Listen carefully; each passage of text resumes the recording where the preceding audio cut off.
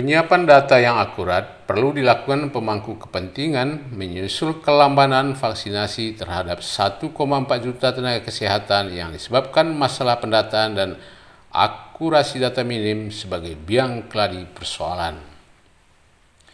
Persoalan akurasi data kependudukan yang menjadi ranah kependudukan dan catatan sipil atau Dukcapil belum optimum mengurai persoalan, tanda Saifullah Masum, salah satu peneliti dari Lembaga Pengkajian dan Penelitian Institut Kewarganegaraan Indonesia atau IKI. Impact dan dampak personal itu sangat luar biasa, apalagi kalau tidak punya database atau dokumen kependudukan sama sekali. Kalau itu saya kira bisa diselesaikan secara sistem maupun secara personal. Yang kedua, dampaknya sifatnya secara kolektif kenegaraan. Jadi akibat dari tidak teraturnya data dokumen kependudukan itu menjadi problem sampai sekarang pun. Kalau kita memang yang lebih masif, lebih terpercaya relatif ya, itu memang di Dukcapil, karena undang-undang mengamalkan database untuk semuanya itu di Dukcapil. Tapi karena nggak tahu kenapa kok masih dicurigai bahwa itu belum juga sahih gitu, belum juga valid, hingga BPKBN masih punya data sendiri, terus kesehatan punya data sendiri, apalagi mungkin Kemensos juga pada sendiri. Menjawab kelambanan vaksinasi terhadap 1,4 juta tenaga kesehatan tersebut, pemerintah berencana menggunakan integrasi data dari Badan Penyelenggara Jaminan Sosial Kesehatan atau BPJS Kesehatan dan Komisi Pemilihan Umum atau KPU untuk memetakan penerima vaksin COVID-19 tahap pertama vaksinasi kepada tenaga kesehatan. Setidaknya ada 2 sumber data kependudukan yang menjadi acuan pemerintah.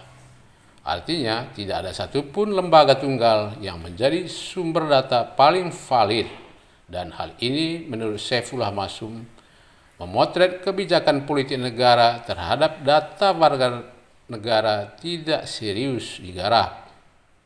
Masum memberi contoh, misalnya data penduduk di perbatasan Sambas, Kalimantan Barat oleh pemain politik praktis digunakan sebagai data pemilih untuk pemilu Malaysia.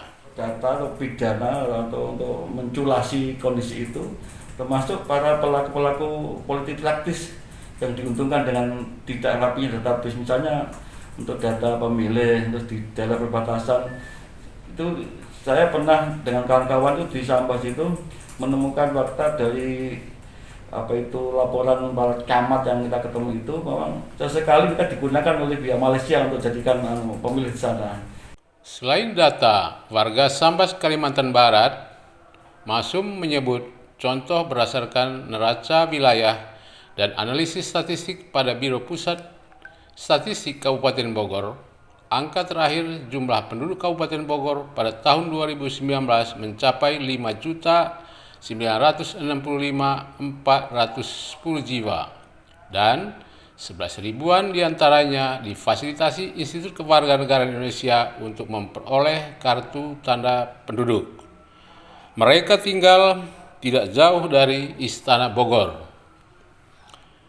Digitalisasi untuk semua, demikian juga merancang Make Indonesia 4.0 berbasis data sebagai sebuah roadmap atau peta jalan yang terintegrasi untuk mengimplementasikan sejumlah strategi dalam memasuki era industri 4.0 akan terus menjadi angan-angan tanpa upaya serius para pemangku kepentingan memvalidasi dokumen kewarganegaraan bagi setiap warga negara.